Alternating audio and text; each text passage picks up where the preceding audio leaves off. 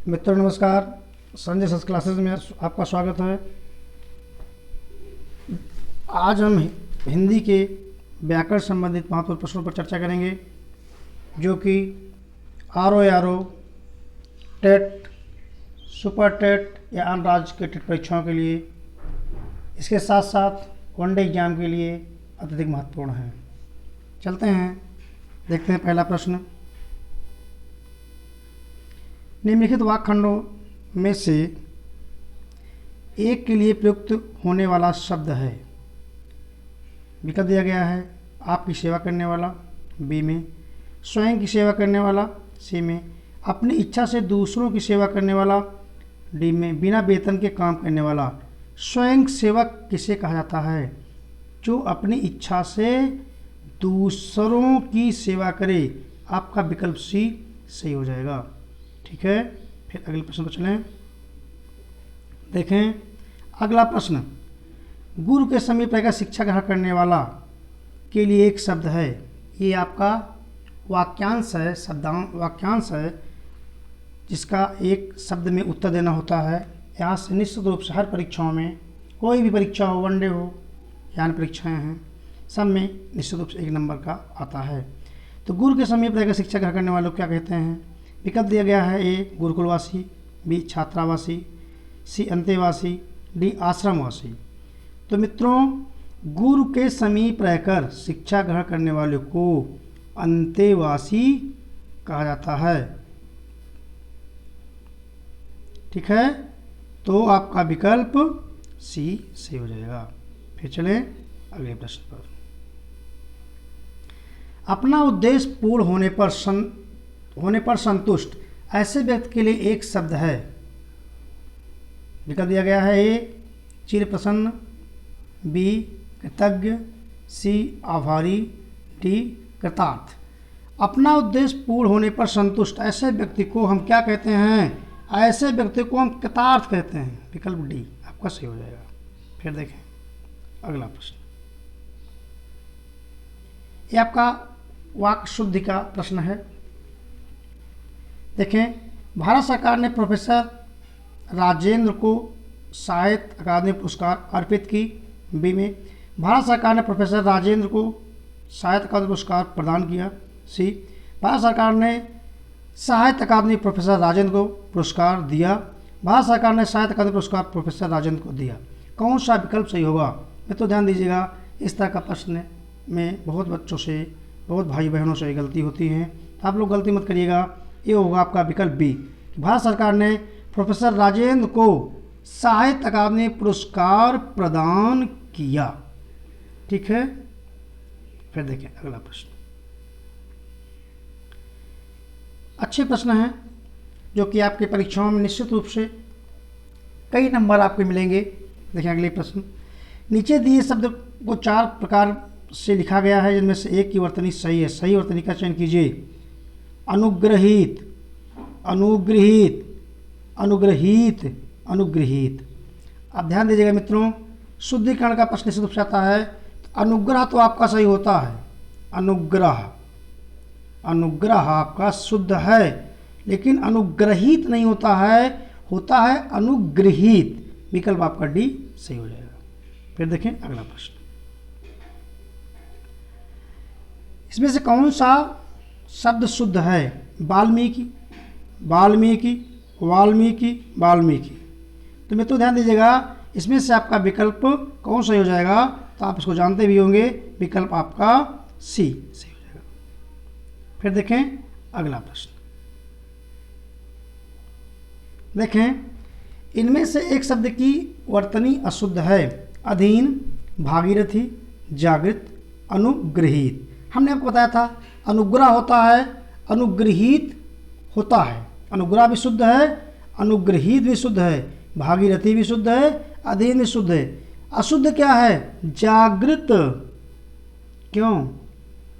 अच्छा, अशुद्ध तो हो गया, जागृत का शुद्ध क्या होगा? जागृत का शुद्ध होता है जागृत। ध्यान दीजिएगा मित्रों, ये आपका शुद्ध है, ये आपका शुद्ध है।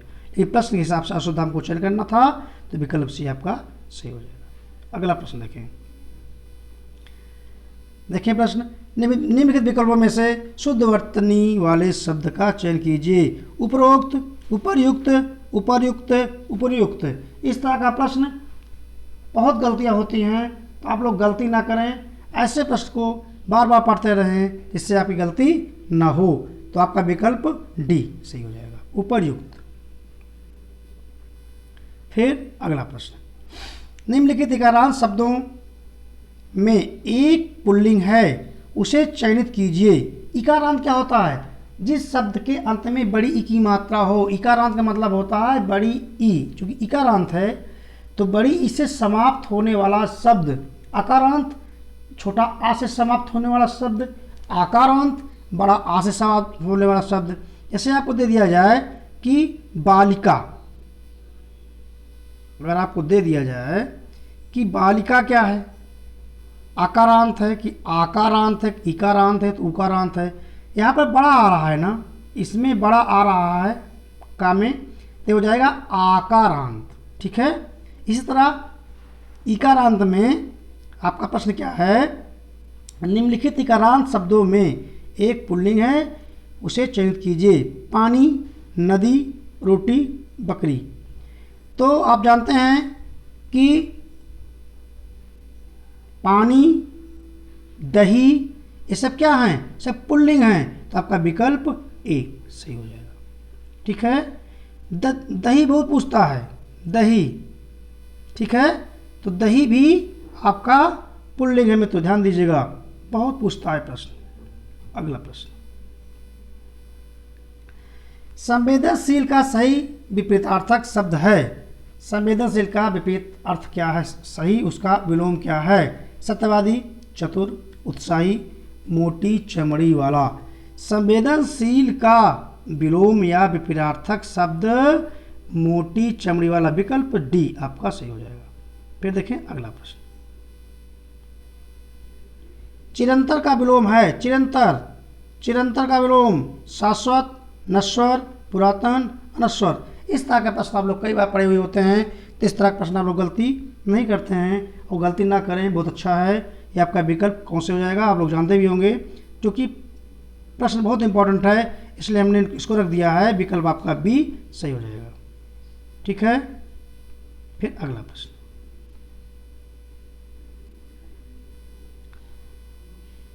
कर्कश का विलोम है।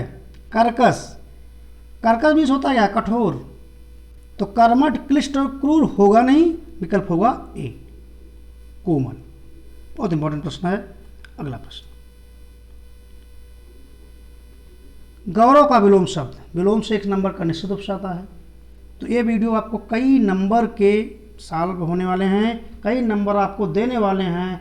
कोई परीक्षा हो, वनडे हो, टेट हो, सुपर टेट हो, अंतर्राष्ट्रीय टेट परीक्षाएं हो, आरओ हो, एआरओ हो या टीजीटी पीजीटी हो, सब में लाभदायक हैं।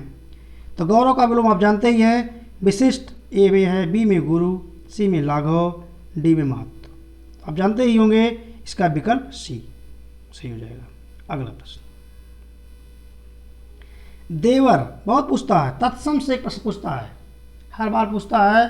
तो देवर का तत्सम रूप है द्विवर, द्वितीय वर, दुभर, दुर्भर, दुर्वाह। तो इसमें कौन सा होगा? देवर का होता है क्या? देवर का तत्सम होता है द्विवर, वर का दूसरा, देवर, द्विवर। ठीक है, फिर अगले प्रश्न पर चले। इनमें से कौन सा शब्द तत्सम नहीं है? बहुत अच्छा प्रश्न मित्रों, ध्यान दीजिएगा। अग्नि, घोटक, घट, मोती। तत्सम होता क्या है? ऐसा शब्द जो संस्कृत से उत्पन्न हो, संस्कृत से निकला हो, उसे हम तत्सम कहते हैं। और हिंदी का बिगड़ा हुआ रूप तद्भव, या एक शब्द में आप समझें, किसी भी भाषा का मूल शब्द तत्सम कहलाता है। किसी भी भाषा का मूल शब्द तत्सम। तो अग्नि क्या है? तत्सम है। घोटक तत्सम है। अग्नि का तत्व होगा आग, घोटक का घोड़ा। मोती, मोती का होता है मौक्तिक, तो मोती आपका क्या हो जाएगा? तद्भव, अर्थात तत्सम नहीं है। विकल्प डी के साथ चला जाएगा। फिर अगला प्रश्न, मित्रों जो इस चैनल पर नए हो भाई बहन, उस चैनल को सब्सक्राइब, लाइक, शेयर जरूर कर दीजिएगा, जिससे हमारा वीडियो सबसे पहले आप लोग आपके पास पहुँचे और आपके नंबर बहुत अच्छे नंबर आएँ और आप एक टीचर, भविष्य के टीचर के रूप में आने वाली वैकेंसियों में, चूँकि नई वैकेंसी आने वाली है संभवतः 21 में, तो आ जानी चाहिए, 55,000 के आसपास है, तो उसमें आप अपना स्थान पक्का कर लें। पलंग शब्द का तत्सम रूप है। एक टिक हम आपको बार बार बताते हैं, जिस शब्द में चंद्रबिंदी मीन्स अनुनासिक लगा हो वह तद्भव होता है। तो पलंग का होता है तत्सम, क्या हो जाएगा, विकल्प सी के साथ चला जाएगा, पर्यंक। ठीक है, फिर अगला प्रश्न देखें कि पर्ण का तद्भव है। पर्ण क्या है, पर्ण तत्सम है, तद्भव क्या है, पत्र, पर्ण, पन्ना, पत्रा। तो आपका विकल्प ए सही हो जाएगा, पत्र होता है, पर्ण का होता है पत्र। फिर देखिए अगला प्रश्न, अंगीठी का तत्सम बहुत इंपॉर्टेंट है। अंगीठी, अग्निका, अग्निष्ठिका, अग्निष्ठिका, अग्निष्ठिका, बताएं कौन सा विकल्प सही होगा। डी है अग्निष्ठिकी। तो आपका विकल्प सी होगा मित्रों, बी नहीं होगा, ध्यान दीजिएगा, अग्निष्ठिका होता है। ठीक है, फिर अगला प्रश्न,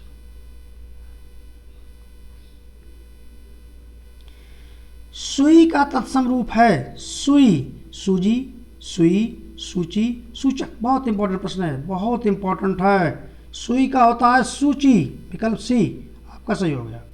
अगला प्रश्न देखें,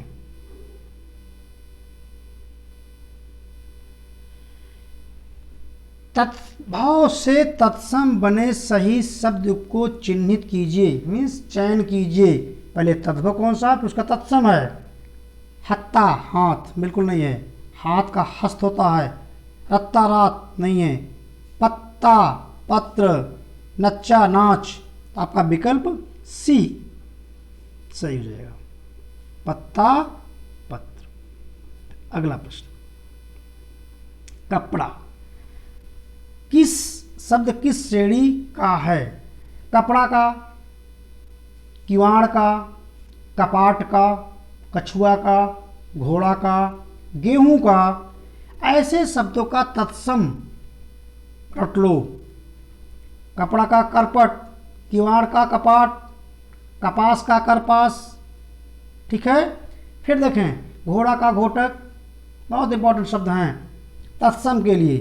ठीक है, ऐसे शब्दों को आप मिस मत करिएगा। तो कपड़ा क्या है, हमने आपको बताया कपड़ा का करपट होता है, तो कपड़ा हो गया आपका तद्भव, विकल्प बी। ठीक है, फिर अगले प्रश्न पर चलें। लहर के इस पर्यायवाची शब्दों में एक शब्द गलत है। कहने का मतलब सब तो लहर के पर्यायवाची हैं, लेकिन एक नहीं है। गलत मीन्स नहीं है। बीथ, तरंग, दुकूल, हिलोर। आप जानते हैं लहर की पर्यायवाची होती है बीथ, तरंग, बीथ, तरंग, हिलोर। ये लहर के पर्यायवाची हैं। दुकूल जो है लहर की पर्यायवाची नहीं है, विकल्प बी आपका सही हो जाएगा। फिर देखिए अगला प्रश्न, निम्नलिखित में इंद्र का पर्यायवाची कौन सा शब्द है। मधवा, अरविंद, मनोज, निलय। मनोज होता है कामदेव का, मधवा इंद्र का पर्यायवाची हो जाएगा मधवा। तो मित्रों पर्यायवाची से भी प्रश्न आता है। तो पर्यायवाची को मुख्य रूप से कुछ पर्यायवाची सुन लीजिए, इस पर्यायवाची को आप निश्चित रूप से याद कर लीजिएगा। नदी का, गंगा का, तालाब का, बाण का, धनुष का, कामदेव का, कमल का, घोड़ा का, जमुना का, लक्ष्मी का। ऐसे पर्यायवाची शब्द को आप निश्चित रूप से अच्छी तरह से याद कर लें। बंदर का, झंडा का, बहुत इंपॉर्टेंट है, आप इसको नोट कर लें और इसको याद कर लें। यहाँ से 1 नंबर आपको मिल जाएगा। आपको बहुत ज़्यादा पर्यायवाची पढ़ने की आवश्यकता नहीं है। क्योंकि कम समय में अच्छे नंबर दिलाना हमारा उद्देश्य है। फिर देखिए अगला प्रश्न, इनमें एक शब्द पुत्री का पर्यायवाची नहीं है, उसे चयनित कीजिए। कौन सा पुत्री का पर्यायवाची नहीं है? तनया, बी में है सुता, सी में है दारा, डी में है तनुजा। आप जानते होंगे तनया, सुता, तनुजा ये सब पुत्री की पर्यायवाची है। दारा जो है पुत्री की पर्यायवाची नहीं है, स्त्री के आसपास पर्यायवाची में आता है। ठीक है, महिला। ठीक है, फिर मित्रों ये आपके जो हिंदी के ग्रामर के अति महत्वपूर्ण प्रश्नों का चयन किया गया है, यह विभिन्न परीक्षाओं के लिए बहुत इंपॉर्टेंट हैं। तो मित्रों आप ईमानदारी से पढ़ते रहें, हम आपको ऐसे ऐसे वीडियो प्रोवाइड करवाएंगे जो कि आपकी परीक्षा में बहुत अच्छे नंबर दिलाने में सहायक होंगे। जय हिंद।